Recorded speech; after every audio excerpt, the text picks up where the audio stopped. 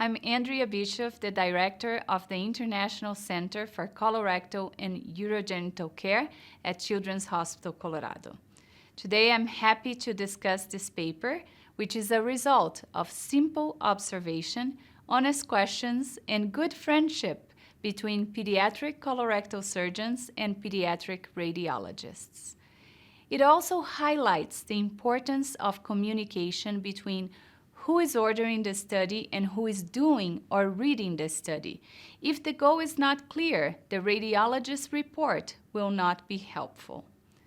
Every month at the International Center for Colorectal and Urogenital Care at Children's Hospital Colorado, we dedicate one full week of what we call bowel management. During that week, we are treating patients that due to different reasons suffer from fecal incontinence or severe constipation.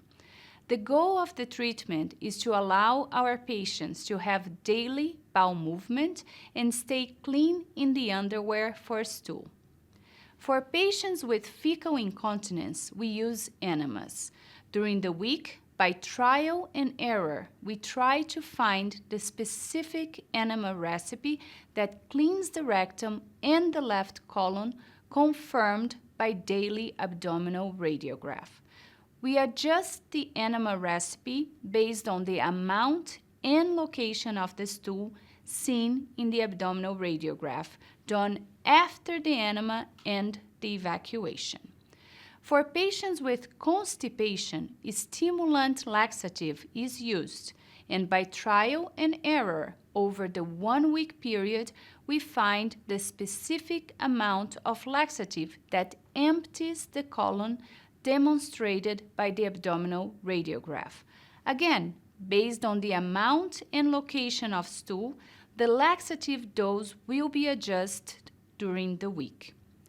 The first step consists of obtaining a contrast enema with water-soluble material to understand the colon's anatomy and its characteristics. This study helps the radiologist determine the stool's precise location in the subsequent abdominal radiograph. Some patients have had colonic resections. Others may have had an operation for malrotation and all the colon is located in the right side of the abdomen. In others, the cecum and the rectum overlap in the pelvis. From March 2016 until March 2023, we treated 744 patients during bowel management weeks. The diagnosis included patients with anorectal malformations, 397, idiopathic constipation, 180 patients, Hirschsprung disease, 89 patients, and Spina Bifida, 78 patients. Laxatives were the treatment in 51% of the patients, those with bowel control, and enemas were the treatment in 49% of the patients suffering from fecal incontinence.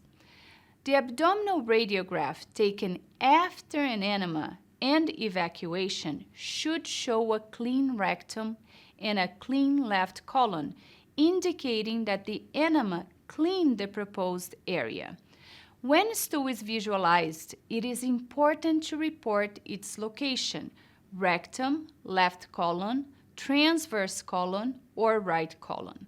Seeing stool in the right colon is acceptable, as it normally takes 24 hours for the stool in the right colon to reach the rectum. In the same scenario, a patient receiving enema, the abdominal radiograph shows stool in the rectum and left colon.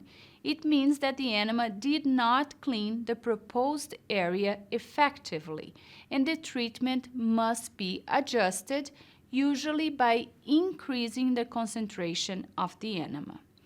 For patients receiving laxatives, it's imperative that the amount of stool does not increase from one day to the other. In those patients, it is acceptable to see some amount of stool in the rectum, especially if the abdominal radiograph was taken prior to a bowel movement. If the abdominal radiograph was taken after a bowel movement and it shows stool in the rectum, it means that the patient did not empty the rectum effectively and the laxative dosage must be increased. Bowel management can dramatically improve the quality of life of patients suffering from constipation and fecal incontinence. The most common error that we see when clinicians try to implement bowel management is to not utilize abdominal radiographs to evaluate the efficacy of the proposed treatment.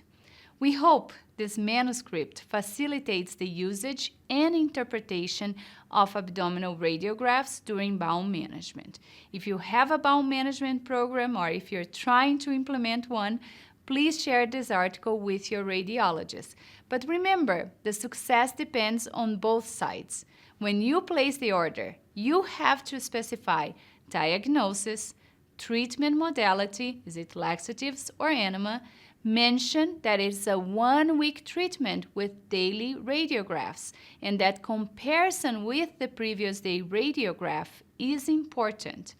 The radiologist should report the stool location into 5 categories: the right colon, transverse colon, left colon, rectal sigmoid, and rectal vault.